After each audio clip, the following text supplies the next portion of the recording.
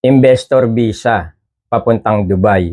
Yung tinatawag na investor partner visa.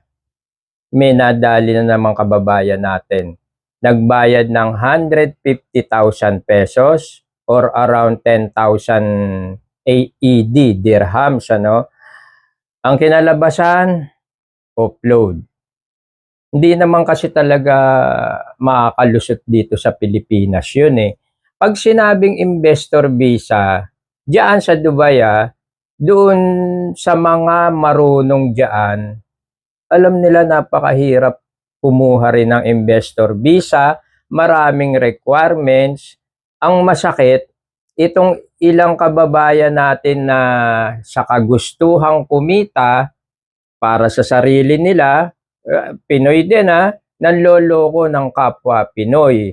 Pinapangakuan na makakarating kung sino man yung pupuntahan mo or kung sino man yung gusto mong papuntahin dyan sa Dubai, pwedeng papuntahin sa pamamagitan ng investor visa.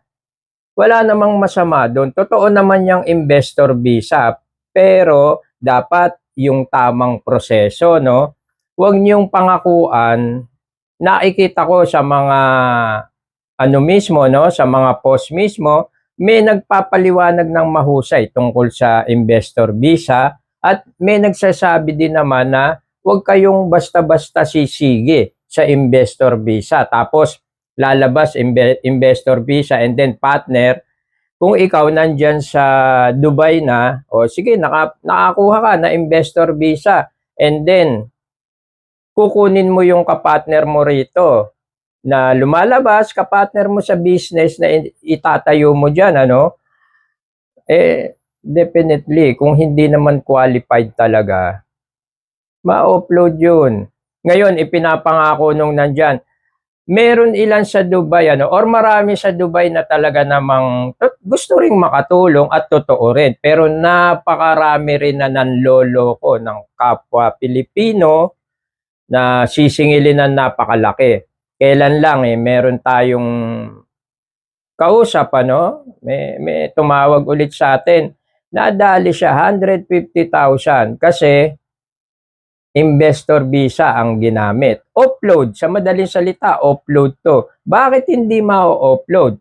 Investor visa yung visa mo, pero wala kang pera sa Pilipinas. Sige nga. Common sense naman Dito lang sa Pilipinas, bago ka makapagtayo ng negosyo, kinakailangan mo ng kapital. Depende kung anong klaseng kapital, kung anong klaseng negosyo yung itatayo mo, yun ang magiging depende dun sa gaano kalaki yung kapital mo. Imaginein mo, magtatayo ka ng business sa Dubai. Di syempre, ang kapital nun, malaki. Hindi biro, hindi. Hanggat maaari, meron kang milyon, di ba? Tapos dito may kukunin ka investor visa, na-issuehan ng investor visa, partnership. Ang pera 30,000. Mario Joseph. Dito sa Pilipinas, hindi makakapagtayo ng matinong negosyo. Pwede 'yon. Magtatayo ka ng isang maliit na karinderya, kulang pa 'yon, yung 30,000 kulang 'yon. Or barbecuehan, maliit na coffee, yung maliit na coffee shop na yung parang karton-karton na uso rito ngayon yun. Nasa 50 mil na rin yun, yung mga kabataan natin nagninegosyo, no? Pero kung ikaw, hawak-hawak mo, pupunta ka sa airport, investor visa, tapos pag tinanong ka magkano ang pera mo, 30,000 pesos yung nasa bangko, automatic yun, upload yun.